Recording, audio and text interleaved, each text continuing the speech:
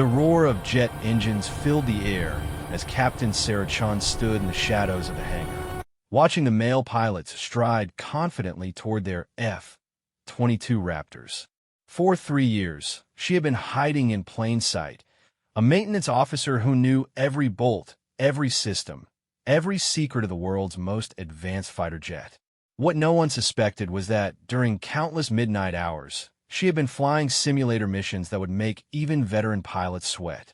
Her scores were legendary, but the records were buried under a false identity she had created to protect herself in a world that still questioned whether women belonged in the cockpit of a stealth fighter. Today, that secret would either save lives or destroy her career forever. The emergency klaxon pierced the morning air just as Sarah was reviewing engine diagnostics. An unidentified aircraft had breached restricted airspace, heading straight for a joint military-civilian air show where thousands of families had gathered. 3 F-22s were supposed to intercept, but a mechanical failure had grounded 2 pilots, and the third had been rushed to the hospital with food poisoning. As chaos erupted in the command center and desperate radio calls went out for available pilots, Sarah made a decision that would change everything. She slipped away from the maintenance crew, grabbed a flight suit, and climbed into the cockpit of Raptor 07, the aircraft she knew better than anyone else in the squadron. In 60 seconds, she would either prove that excellence has no gender or face a court-martial that would end her military career and possibly land her in prison. But as her hands moved across familiar controls and the engines spooled up with a thunderous roar, Sarah Chun smiled. It was time to show the world what a real ace could do. Sarah Chun had always been different from other girls her age, but not in the way most people expected.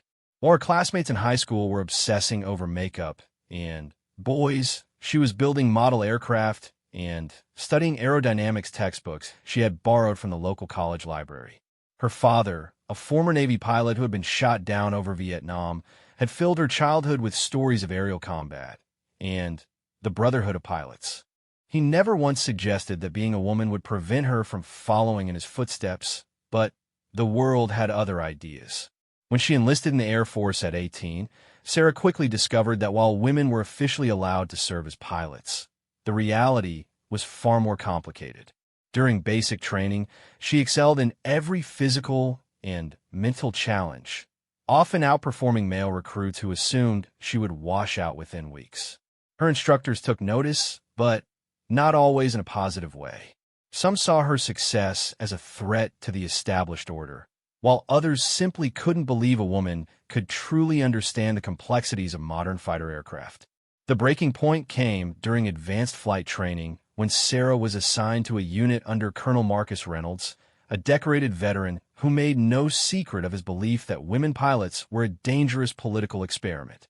Despite scoring at the top of her class in both ground school and simulator training, Reynolds repeatedly found excuses to delay her progression to actual flight time. When she finally confronted him about the obvious discrimination, he offered her a choice that would define the next chapter of her life. "Look, Chin," Reynolds had said, leaning back in his office chair with the confidence of a man who had never been challenged. "You can keep fighting a battle you'll never win, or you can accept a position in aircraft maintenance. You'll still be around the birds you love, and nobody will question your presence there. Think about it." That night, Sarah sat in her barracks room, staring at the transfer papers Reynolds had given her. Around her, female recruits whispered about similar experiences with other instructors. Some had already accepted maintenance or support roles, grateful to remain in aviation even if they couldn't fly. Others had transferred to different branches of the military or left entirely. Sarah realized that continuing to fight would likely result in her being washed out on manufacturer technicalities, ending her military career before it truly began. The next morning, she signed the papers and reported to the 94th Maintenance Squadron at Langley Air Force Base. On paper, she was giving up her dream of becoming a pilot, but Sarah had no intention of abandoning her goal entirely. If the system wouldn't let her fly officially, she would find another way. Master Sergeant Tony Rodriguez, the maintenance chief, was initially skeptical when Sarah arrived. He had seen other disappointed pilot candidates transfer to maintenance, and most carried a chip on their shoulder that made them difficult to work with. But Sarah was different. Instead of sulking about her situation, she threw herself into learning every aspect of aircraft maintenance with an intensity that impressed even the most experienced technicians. Within 6 months, Sarah knew the F-22 Raptor better than pilots who had been flying the aircraft for years. She understood not just how each system worked, but why it was designed that way and how it interacted with other components. During routine maintenance, she would often spot potential problems that others missed, earning respect from her colleagues and pilots alike. Her official role was to ensure these incredible machines stayed in perfect flying condition. But Sarah had a secret agenda. The base flight simulator was located in a building adjacent to the maintenance hangar, and Sarah quickly learned the security guard's routine. After midnight, when the day shift had gone home and the night shift was focused on aircraft that were actually flying, she could slip into the simulator facility unnoticed. The first time she powered up an F-22 simulator, her hands were shaking with excitement and nervousness. This was as close as she might ever get to actually flying the aircraft she had dreamed about for years. The simulator was incredibly realistic, designed to train pilots for scenarios they might encounter in actual combat. Unlike the basic trainers she had used in flight school, this system could replicate everything from routine takeoffs to complex air-to-air combat situations. Sarah started with simple flights, teaching herself the aircraft's systems through trial and error. When she made mistakes, she would study maintenance manuals and technical specifications until she understood what had gone wrong. Months passed, and Sarah's unofficial flight training became more sophisticated. She programmed increasingly difficult scenarios, pushing herself to master aerial refueling, night flying, and combat maneuvers that challenged even experienced pilots. To avoid detection, she created a false user profile in the simulator's computer system, attributing her flight records to a fictional test pilot named S.C. Williams. The initials matched her own name, but the profile suggested a male pilot with extensive experience. The transformation in Sarah's confidence was noticeable to everyone around her, though nobody understood the real reason. During the day, she would work on aircraft maintenance with a deeper understanding of how each component affected flight performance. When pilots complained about handling characteristics or system responses, Sarah often knew exactly what adjustments were needed. Her insights were so valuable that she was eventually assigned to work directly with the squadron's most experienced pilots, helping them understand their aircraft's capabilities. Captain Jake Morrison was one of the first pilots to really appreciate Sarah's expertise. A 10-year veteran with over 2,000 flight hours, Morrison had initially been skeptical when assigned a female maintenance officer. But after Sarah correctly diagnosed a subtle engine vibration that other technicians had missed, potentially preventing a catastrophic failure, Morrison began seeking her advice on technical matters.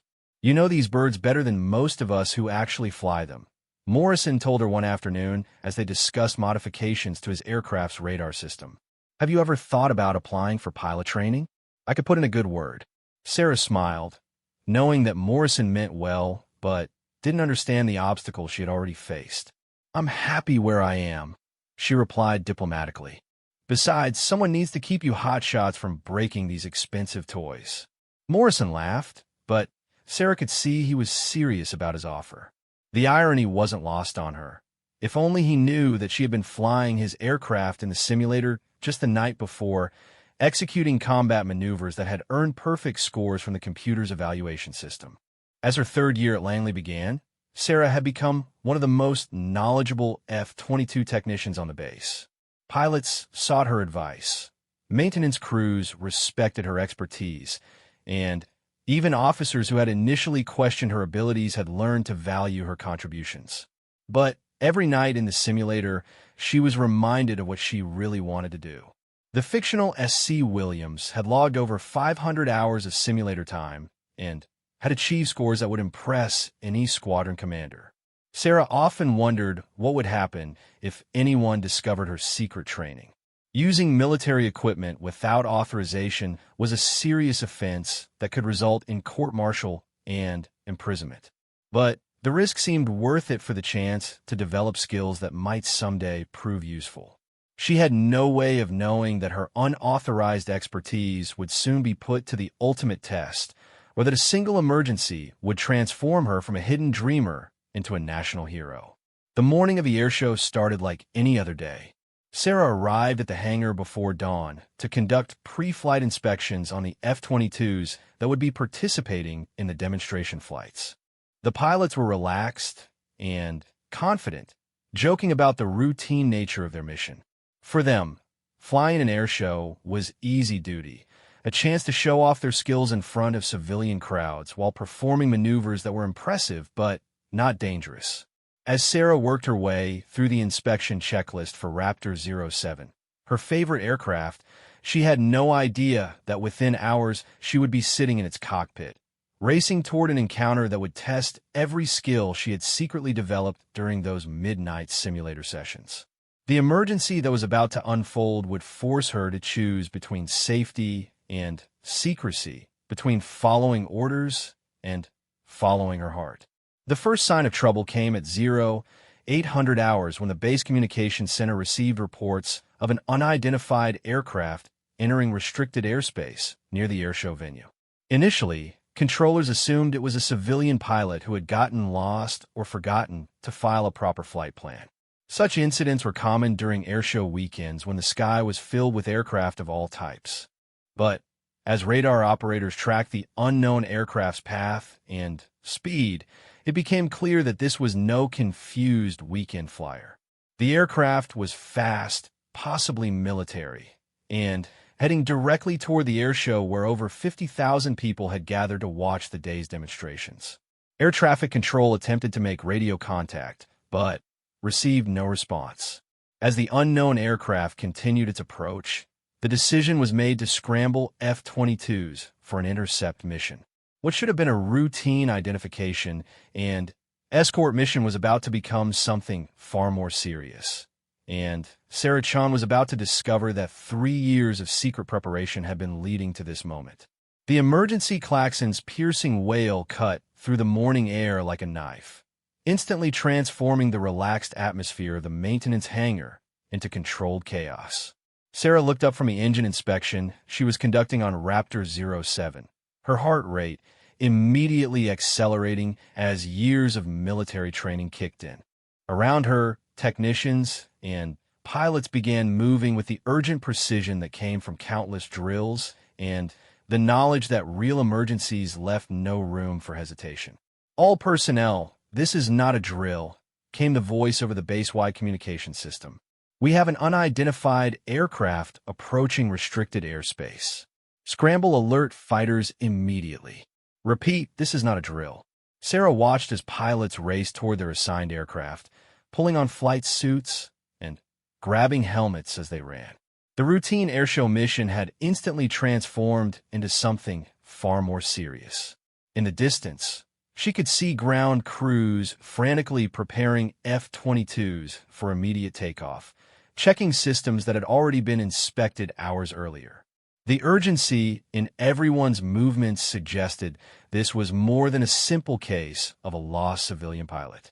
Captain Morrison sprinted past her toward Raptor 03, his usual easygoing demeanor replaced by the focused intensity of a combat veteran. "Chun," he shouted over the noise of engines beginning to spool up. "I need a final systems check on 03. Something fell off during yesterday's flight, but I couldn't pinpoint it." Sarah grabbed her diagnostic equipment and followed Morrison to his aircraft. As she connected her testing unit to the aircraft's systems, she could hear radio chatter from the control tower becoming increasingly urgent. The unknown aircraft was not responding to radio calls and was maintaining a direct course toward the airshow venue where thousands of families had gathered to watch the day's demonstrations. Her diagnostic screen immediately revealed the problem Morrison had sensed during his previous flight. A subtle irregularity in the flight control system could cause handling problems during high-stress maneuvers. Under normal circumstances, the aircraft would be grounded for repairs that could take several hours. But With an emergency developing, Morrison was faced with a difficult choice. "How bad is it?" Morrison asked, already knowing from Sarah's expression that the news wasn't good. "The flight controls are functional, but you'll have reduced responsiveness in high-G situations," Sarah explained quickly. "I wouldn't recommend combat maneuvering with this aircraft." Morrison cursed under his breath. 2 other F-22s had been assigned to the scramble mission, but as he looked toward their parking positions, it became clear that the emergency was about to get worse. Raptor 05 sat motionless with its engine cowlings open, revealing major maintenance work that would take hours to complete. Near Raptor 12, she could see Captain Williams bent over, clutching his stomach as medics rushed to assist him. "Food poisoning," one of the medics called out as they helped Williams toward an ambulance. "He's in no condition to fly. Started about an hour ago. Hit him hard and fast."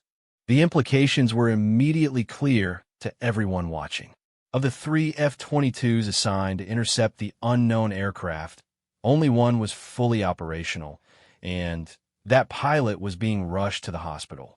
Morrison's aircraft had flight control issues that made combat maneuvering dangerous, and the third was completely unavailable due to maintenance requirements.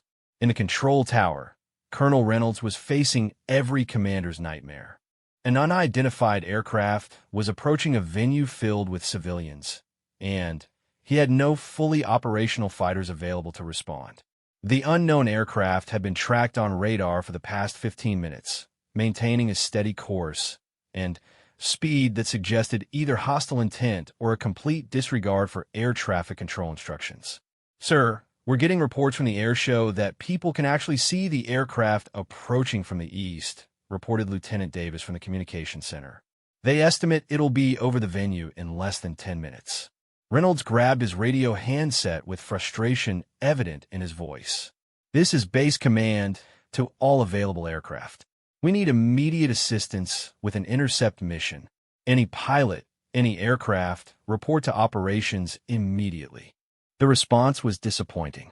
Most of the base's pilots were either at the air show as spectators or participating in the demonstration flights using aircraft that weren't equipped for intercept missions.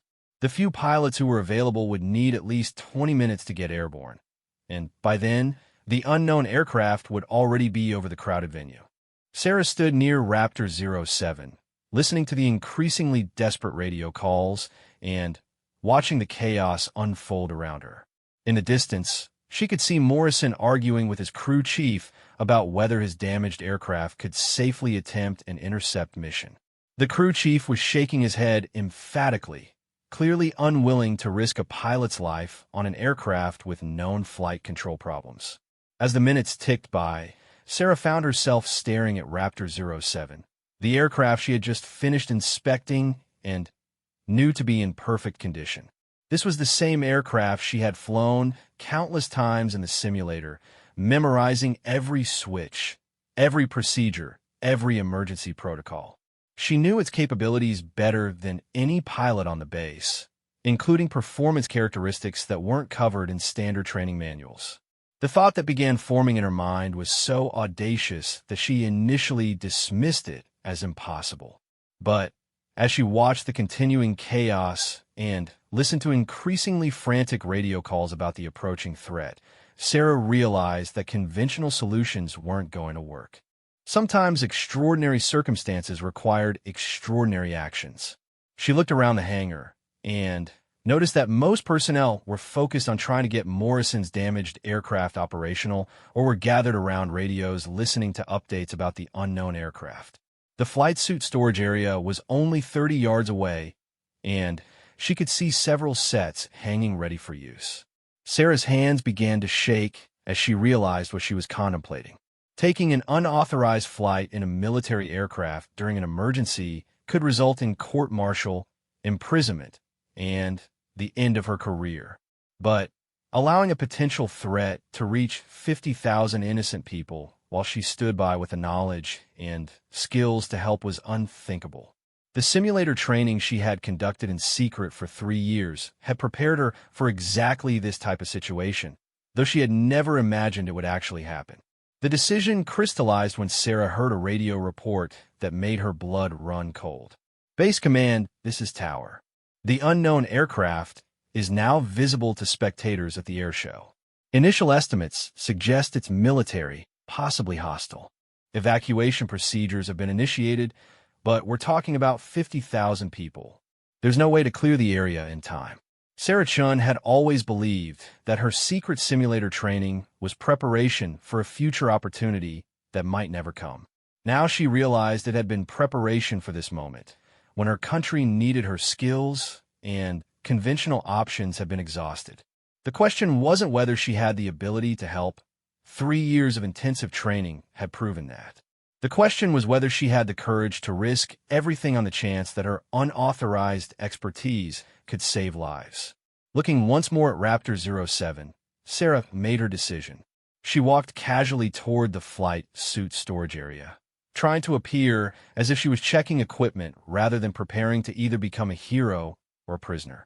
The flight suit she selected fit reasonably well, and she grabbed a helmet from the rack of spares used for maintenance test flights. As Sarah approached Raptor 07, her heart was pounding so hard she was sure everyone could hear it.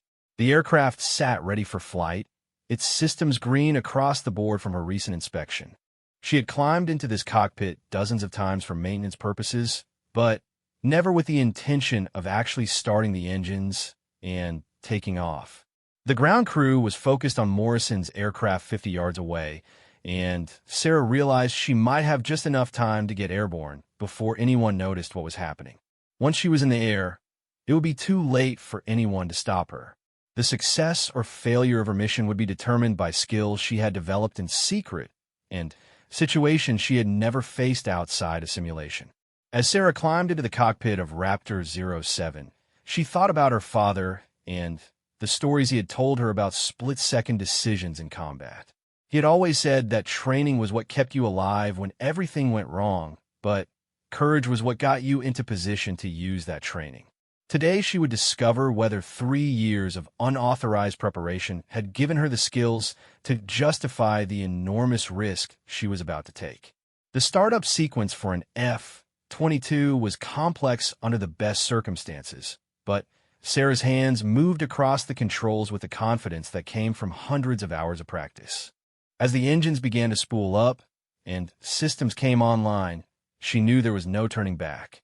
In less than 5 minutes, she would either be airborne and racing toward an encounter that could save thousands of lives, or she would be under arrest facing charges that could destroy her future. The radio crackled with another urgent update that eliminated any remaining doubts about her course of action. All stations, the unknown aircraft is now 2 minutes from the airshow venue. We have confirmation that it appears to be military and is not responding to any communication attempts. This is now considered a hostile intercept mission. Sarah Chun strapped herself into the ejection seat of Raptor 07, knowing that she was about to either prove that excellence has no gender boundaries or discover that some risks are too great to justify taking. As the engines reached full power and she began to taxi toward the runway, she whispered a prayer that her father had taught her years earlier, before either of them knew where her love of flying would ultimately lead. The moment Sarah began taxiing Raptor 07 toward the active runway, she crossed a line from which there would be no return. The massive fighter jet responded to her control inputs with the precision she had experienced hundreds of times in the simulator, but the reality of sitting in an actual F-22 was both thrilling and terrifying. Every vibration through the airframe, every sound from the engines, every sensation of movement was amplified compared to her simulator training. As she approached the runway threshold, Sarah's radio crackled to life with increasingly frantic communications from the control tower. The unknown aircraft was now less than 90 seconds from the airshow venue, and evacuations were proceeding too slowly to clear the area of civilians. She could hear the desperation in the air traffic controller's voice as he coordinated with ground personnel and tried to establish communication with the mysterious intruder. Raptor 07, this is Tower Control, came a confused voice over her radio. You're not cleared for takeoff. Return to parking immediately. Sarah's hands hesitated momentarily over her radio controls. Once she responded, her unauthorized flight would be confirmed, and there would be no possibility of claiming this was a maintenance misunderstanding. She thought about the thousands of families at the air show, including children who had come to watch the demonstration flights, and were now caught in a potentially deadly situation. Tower control. This is Raptor 07, Sarah transmitted, modulating her voice to sound as masculine and authoritative as possible. Emergency scramble authorized by Base Command. Unknown aircraft approaching civilian venue requires immediate intercept. The controller's response revealed his confusion, but also his awareness that an emergency situation left little time for detailed verification procedures. Raptor 07. I show no scramble authorization in my system. Confirm your pilot identification and mission authority. Sarah realized she had perhaps 30 seconds before tower personnel verified that no such authorization existed and attempted to prevent her takeoff. The unknown aircraft was now visible to people at the air show, and every moment of delay increased the risk to innocent civilians. She made a decision that would either validate her actions or provide additional evidence for her court-martial. Tower control, Raptor 07, is taking the active runway under emergency authority. Unknown aircraft is 30 seconds from overflying civilian venue with hostile intent. No time for standard procedures. Without waiting for a response, Sarah advanced the throttles and released the brakes. The F-22's twin engines produced a thunderous roar as over 70,000 pounds of thrust accelerated the aircraft down the runway. The sensation was unlike anything she had experienced in the simulator. The raw power pressing her back into the ejection seat, the vibrations through the airframe, the incredible acceleration that transformed her from a maintenance officer into a fighter pilot in a matter of seconds. As Raptor 07 lifted off and Sarah retracted the landing gear, she could hear radio chaos erupting behind her. Tower controllers were frantically calling base operations, trying to determine who had authorized the takeoff and why they hadn't been notified. Colonel Reynolds was demanding immediate answers about which pilot was flying the aircraft, and security personnel were being dispatched to investigate the apparent breakdown in communication protocols. But Sarah was already climbing through 5,000 feet and accelerating toward the intercept coordinates she had calculated during her taxi to the runway. The unknown aircraft was now clearly visible on her radar display, showing as an unidentified contact maintaining course and speed toward the airshow venue. Based on a radar signature and flight characteristics, Sarah suspected it was a military aircraft, possibly stolen or hijacked, being flown by someone with enough skill to maintain formation flight, but not enough training to respond to standard intercept procedures. Base Command, this is Raptor 07, Sarah transmitted, continuing to disguise her voice while providing critical information. I have radar contact with unknown aircraft. Military signature, single engine, appears to be an F-16 or similar. No response to guard frequency calls. Intercept in progress. The response from base operations revealed the chaos her unauthorized takeoff had created, but also suggested that senior officers were more concerned with stopping the immediate threat than investigating who was flying the intercept mission. Raptor 07, this is Colonel Reynolds. I want to know who authorized this mission and why I wasn't informed. Report your pilot identification immediately. Sarah ignored the demand for identification while maneuvering to intercept the unknown aircraft. At her current speed and heading, she would reach visual range in less than 2 minutes. Her radar showed that the intruder was now directly over the airshow venue, apparently conducting some type of reconnaissance or demonstration flight that was terrorizing the civilians below.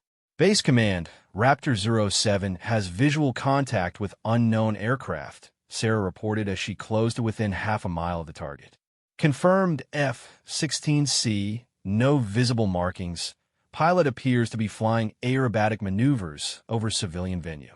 Attempting radio contact on guard frequency. What Sarah could see through her canopy made her blood run cold. The F-16 was performing tight turns and steep climbs directly over the airshow crowd, flying so low that spectators were diving for cover and running in panic.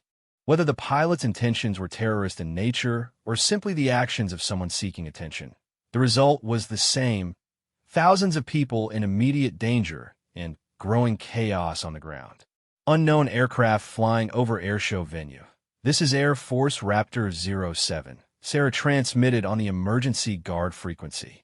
"You are in violation of restricted airspace and creating a hazard to civilians. Respond immediately and follow me to Langley Air Force Base for landing." The F-16 pilot's response came not through radio communication, but through aggressive maneuvering that suggested either hostility or a complete disregard for safety.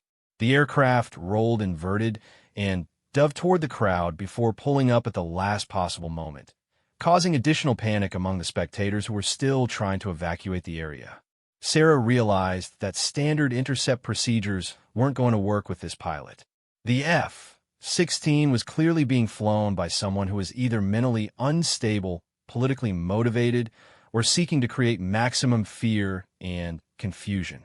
Regardless of the motivation, the situation required immediate action to protect civilian lives. Base Command, "This is Raptor 07. Sarah transmitted while maneuvering to maintain visual contact with the erratic F-16. "Unknown pilot is not responding to commands and continues hazardous flight over civilian venue. Request permission to use minimum force necessary to compel compliance."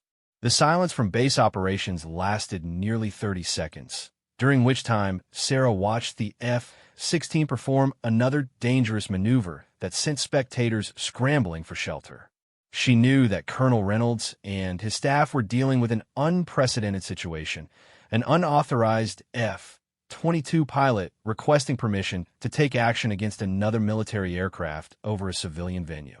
"Raptor 07, this is Base Command," came Reynolds' voice, tight with stress and authority. "You are authorized to use minimum force to protect civilian lives. But I want that aircraft forced to land intact, and I want to know who the hell you are the moment you're on the ground." Sarah's simulator training had included scenarios involving non-compliant aircraft, but she had never imagined using those skills against another military pilot. The F-16 was smaller and more maneuverable than her F-22, but Sarah had superior radar capabilities and weapon systems. More importantly, she had the advantage of surprise. The F-16 pilot probably assumed he was dealing with a standard intercept mission flown by a pilot who would follow predictable procedures.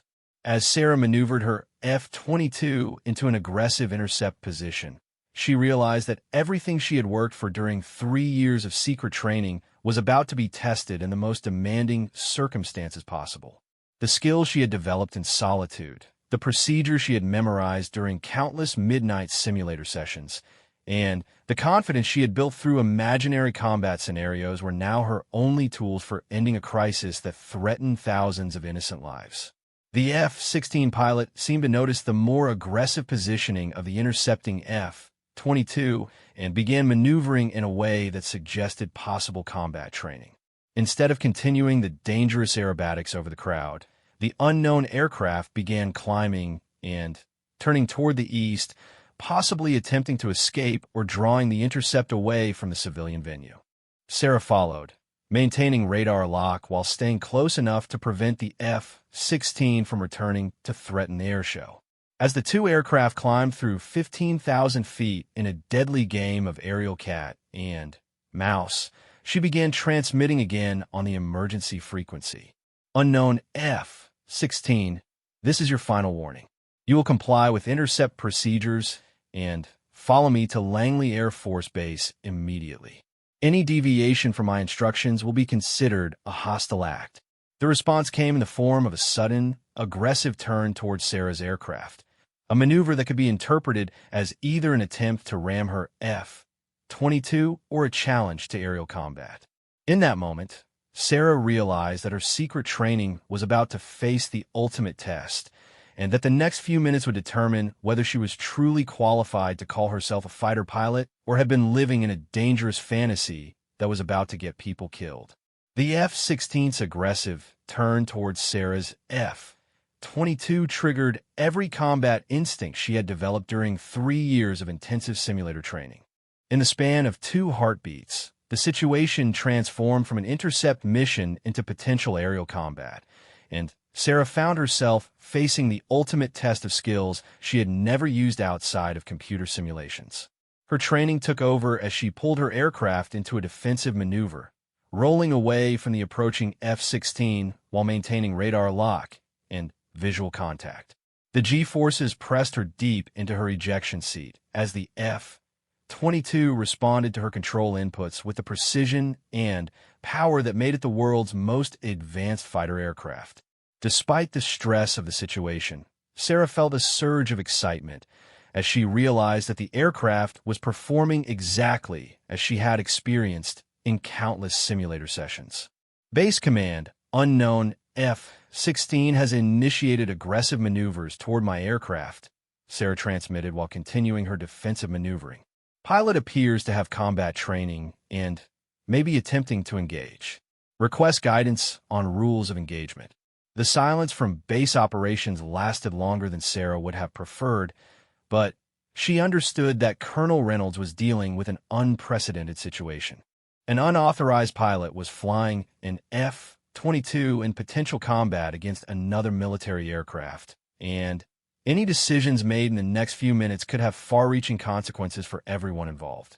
Meanwhile, the F-16 pilot was demonstrating flight skills that suggested significant military training. Instead of the erratic aerobatics he had performed over the airshow, his maneuvers were now precise and tactical. The aircraft rolled through a series of offensive positions, attempting to gain an advantage that would allow for either a simulated attack or an actual engagement.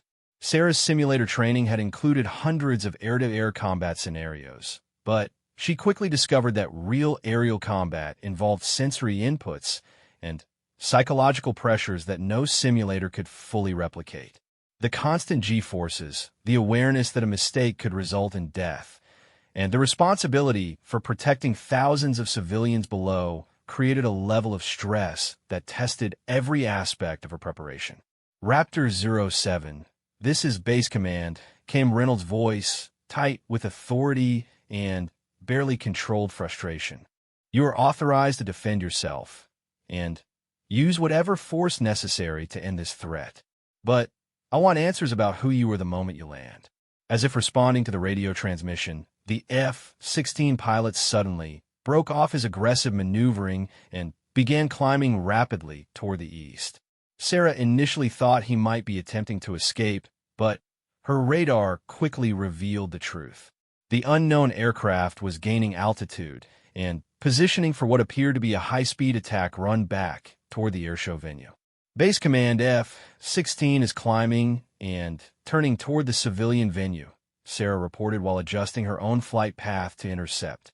Pilot may be attempting to use altitude for a high-speed attack on ground targets. I'm moving to intercept. The next few minutes developed into a high-altitude chess game as Sarah used the F-22's superior radar and performance advantages to counter every maneuver the F-16 pilot attempted. When he tried to climb, she climbed faster. When he attempted to use the sun for concealment, her advanced avionics cut through the glare to maintain target lock. When he tried to dive toward the ground at high speed, she anticipated his movement and positioned herself to block any approach to the airshow. During this deadly dance, Sarah began to realize something disturbing about the F-16 pilot's behavior. His maneuvers were skilled, but seemed to follow textbook patterns rather than the innovative tactics she might expect from an experienced combat pilot. It was as if someone had learned aerial combat procedures from a manual, but lacked the real-world experience to adapt when those procedures failed to achieve their intended results. Unknown F-16, this is Raptor 07, Sarah transmitted during a brief lull in the maneuvering. You are clearly outmatched and have no chance of reaching your target. Stand down immediately and follow me to Langley for landing. The response came not through radio communication, but through the most aggressive maneuver yet attempted by the F-16 pilot. The aircraft rolled inverted and dove directly towards Sarah's F-22 in what appeared to be either a ramming attempt or an extremely dangerous bluff designed to force her to break off or intercept. Sarah's response was instinctive, drawing on hundreds of hours of simulated combat training that had prepared her for exactly this type of situation. She rolled her aircraft perpendicular to the F-16's attack vector while simultaneously deploying chaff and flares as defensive countermeasures. The maneuver required precise timing and control, but her F-22 responded perfectly to inputs that would have been impossible for a less advanced aircraft. The F-16 flashed past her canopy close enough that Sarah could see details of the pilot's helmet and flight suit. In that brief moment, she noticed something that made her heart race with a mixture of anger and understanding. The pilot appeared to be wearing a civilian flight suit rather than military gear, suggesting that this was either a stolen aircraft or being flown by someone who was no longer officially authorized to fly military equipment. Base Command, I have visual confirmation that F-16 pilot is wearing civilian flight gear, Sarah reported while maneuvering to regain tactical advantage. This appears to be either a stolen aircraft or being flown by unauthorized personnel. The implications were immediately clear to everyone monitoring the situation. If the F-16 had been stolen or was being flown by someone seeking to make a political statement or cause terror, then the threat to civilian lives was even greater than initially suspected. Sarah realized that she might be the only thing standing between a dangerous individual and thousands of innocent people. The F-16 pilot's next maneuver confirmed Sarah's worst fears about his intentions. Instead of continuing the aerial engagement, he suddenly broke off and dove toward the airshow venue at maximum speed.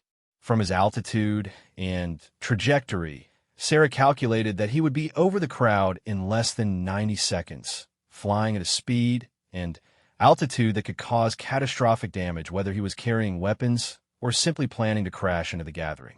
Sarah's response required split-second timing and navigation skills that pushed her simulator training to its absolute limits. She rolled her F-22 into a steep dive, engaging afterburners to achieve maximum speed while calculating an intercept course that would allow her to reach the F-16 before he could threaten the civilians below. The acceleration was incredible, pressing Sarah back in her seat with G-forces that threatened to cause blackout if maintained too long. Her F-22 was performing exactly as designed, but Sarah realized that she was now flying at the edge of both her aircraft's capabilities and her own physical limits. The next few minutes would determine whether 3 years of secret preparation had truly prepared her for the ultimate test of aerial combat skills. Base Command, I am in pursuit of F-16 approaching civilian venue at high speed, Sarah transmitted while fighting the G-forces that made even talking difficult. Estimate intercept in 60 seconds. If I cannot stop him, you need to have emergency response teams ready for a possible ground impact.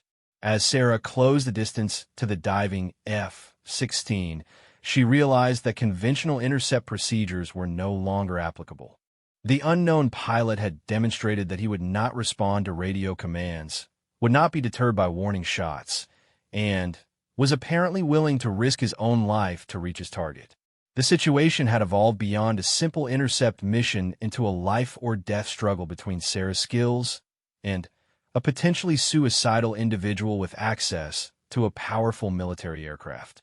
In her simulator training, Sarah had faced scenarios involving hostile aircraft threatening civilian targets, but she had never imagined that her first real air-to-air engagement would involve protecting an airshow where families had gathered to celebrate aviation. The irony wasn't lost on her that she was using skills developed in secret to protect the same type of event that had inspired her love of flying as a child. With the F-16 now less than 30 seconds from the airshow venue and descending at maximum speed, Sarah realized that extraordinary circumstances required extraordinary actions. Her next decision would either save thousands of lives or result in a tragedy that would haunt her forever. The moment she had trained for in secret was finally here, and there was no more time for hesitation or doubt. With the F-16 diving toward the airshow at over 500 miles per hour and only 25 seconds from impact, Sarah faced the most critical decision of her life. Everything she had learned during 3 years of secret simulator training crystallized into a single moment of clarity about what needed to be done to save innocent lives. Sarah positioned her F-22 alongside the diving F-16, matching its speed and trajectory while staying just outside the other pilot's peripheral vision. The maneuver required precise control at speeds that left no margin for error, but her aircraft responded to her inputs with the reliability she had experienced countless times in simulation. At this speed and altitude, both aircraft were committed to their current flight paths with little room for sudden course changes. Unknown F-16, this is your final warning, Sarah transmitted on the emergency frequency while maintaining formation position. You will pull up immediately, or I will take action to protect civilian lives. The F-16 pilot either didn't hear the warning or chose to ignore it, continuing his steep dive toward the crowd of spectators who were still evacuating the airshow venue. Sarah could see people running in panic below, some looking up at the approaching aircraft, while others continued their desperate attempts to reach safety. Sarah's next action drew on a maneuver she had practiced dozens of times in the simulator, but never imagined using in reality. She positioned her F-22 slightly ahead and below the diving F-16, then gradually moved closer until her aircraft's wake turbulence began affecting the other pilot's flight controls. The technique was extremely dangerous at high speed, but it was designed to force another aircraft to change course without causing structural damage or loss of life. The F-16 began to shake and buffet as Sarah's jet wash disrupted the airflow over its wings and control surfaces. She could see the other pilot fighting to maintain control as his aircraft became increasingly difficult to fly. Instead of pulling up to escape the turbulence, however, the F-16 pilot seemed determined to continue his dive despite the deteriorating flight conditions. Base Command, wake turbulence is not deterring unknown aircraft, Sarah reported while maintaining her dangerous formation position. F-16 is 15 seconds from overflying civilian venue, requesting permission to use physical intervention.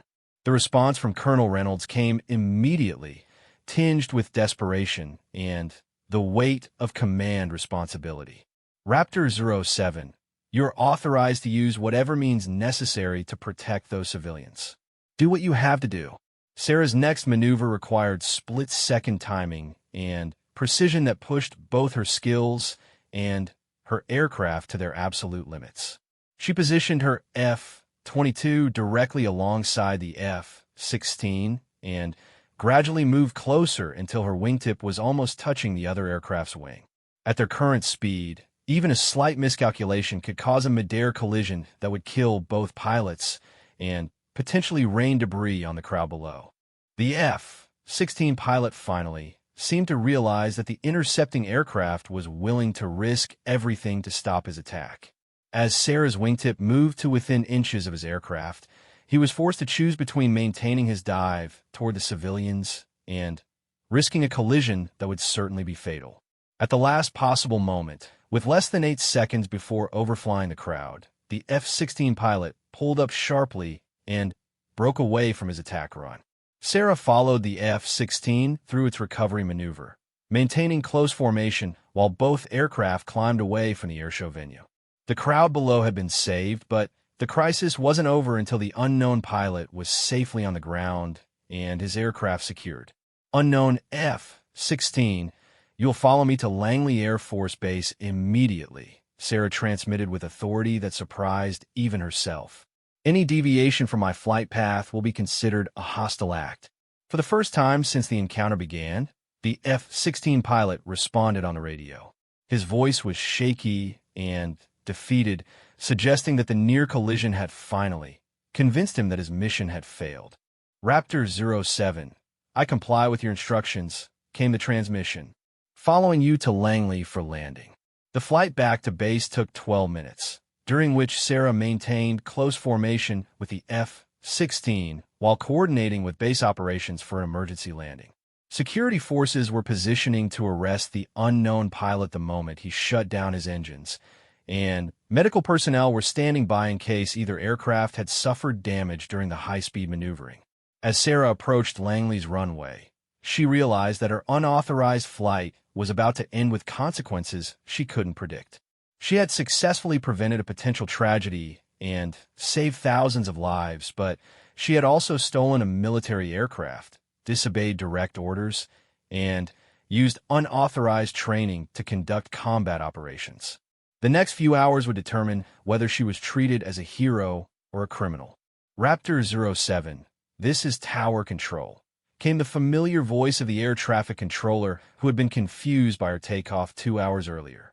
You are cleared for landing on runway 09. Security forces will meet both aircraft upon shutdown. Sarah touched down smoothly, her F-22 performing as perfectly during landing as it had throughout the entire mission. As she taxied toward the parking area where dozens of military personnel waited, she could see Colonel Reynolds standing with his arms crossed, his expression unreadable from a distance. The F-16 landed behind her, and Sarah watched in her mirrors as security forces immediately surrounded the aircraft. The pilot who had threatened thousands of lives was quickly taken into custody, his identity and motivation still unknown, but his threat neutralized. Sarah shut down her engines and began the post-flight procedures she had memorized during countless hours of simulator training. Her hands were surprisingly steady as she completed the checklist, despite knowing that she was about to face the most difficult interrogation of her life. As she climbed down from the cockpit of Raptor 07, Sarah was immediately surrounded by security personnel, but Colonel Reynolds was the first to approach her directly. His expression was a mixture of anger, confusion, and grudging respect. "Remove your helmet," Reynolds ordered, his voice carrying the authority of someone accustomed to being obeyed without question. Sarah complied, pulling off her helmet to reveal her identity to the assembled crowd. The gasps and shocked expressions from the surrounding personnel confirmed what she had already known. No one had suspected that the unauthorized pilot who had just saved thousands of lives was the maintenance officer they saw every day in the hangar. Staff Sergeant Sarah Chen, Reynolds said, his voice tight with controlled emotion. "You are under arrest for unauthorized use of military aircraft, disobeying direct orders, and a dozen other charges I haven't even thought of yet. But before we discuss your court-martial, I want to know how the hell you learned to fly like that." Sarah stood at attention despite the handcuffs being applied by security personnel, her chin raised with the pride of someone who had proven herself under the most demanding circumstances possible. "Sir, I have been training on the F-22 simulator for 3 years during off-duty hours," she said clearly, her voice carrying to everyone within hearing distance. "I believe that if the opportunity ever arose to serve my country as a pilot, I should be prepared to do so effectively." Reynolds stared at her for a long moment, clearly processing the implications of her statement. Around them, other personnel were discussing what they had witnessed. A maintenance officer who had flown a combat mission with the skill of a veteran pilot, saving civilian lives while demonstrating aircraft handling capabilities that impressed even experienced aviators. 3 years of simulator training, Reynolds repeated slowly. Unauthorized access to classified systems, hundreds of hours of flight time that violated regulations, and combat skills that just prevented a national tragedy. Sarah nodded, accepting responsibility for her actions while maintaining her conviction that the training had been necessary. "Yes, sir. I accept full responsibility for my unauthorized activities, but I would make the same choices again if it meant protecting innocent lives." The investigation that followed would reveal the depth and sophistication of Sarah's unauthorized training program. Computer records showed that the fictional SC Williams had logged over 800 hours of simulator time and achieved scores that ranked among the highest in Air Force history.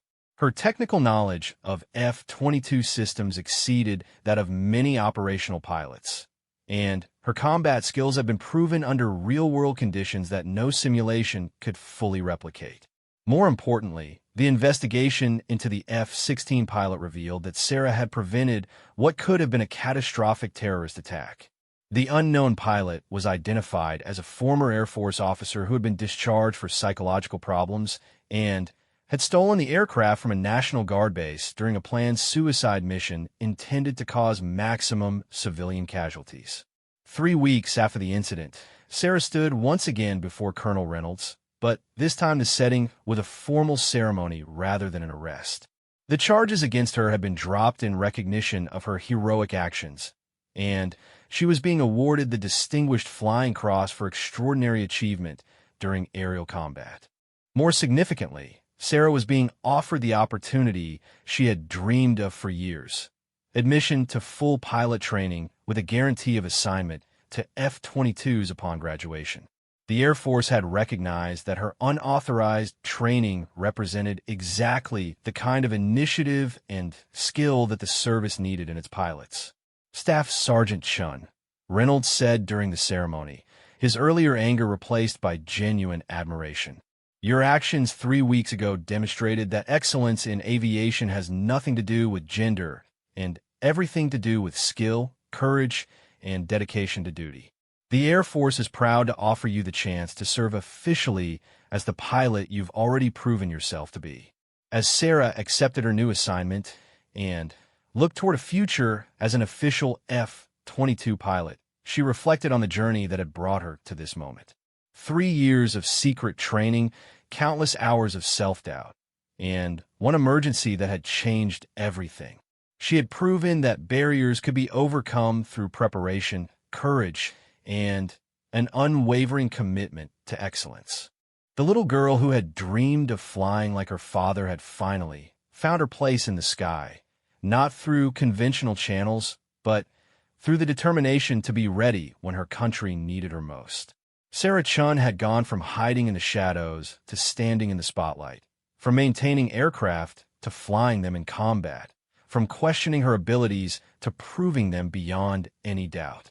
Her story would become legendary within the Air Force, inspiring other women to pursue careers in aviation and demonstrating that sometimes the most extraordinary accomplishments come from ordinary people who refuse to accept limitations imposed by others. Sarah had shown that when preparation meets opportunity, the results can exceed even the most optimistic expectations. As she walked away from the ceremony wearing the wings of an official Air Force pilot, Sarah smiled at the thought of all the simulator sessions that lay ahead, except this time they would be authorized, official, and preparing her for a career she had earned through courage, skill, and the unwavering belief that dreams are worth fighting for.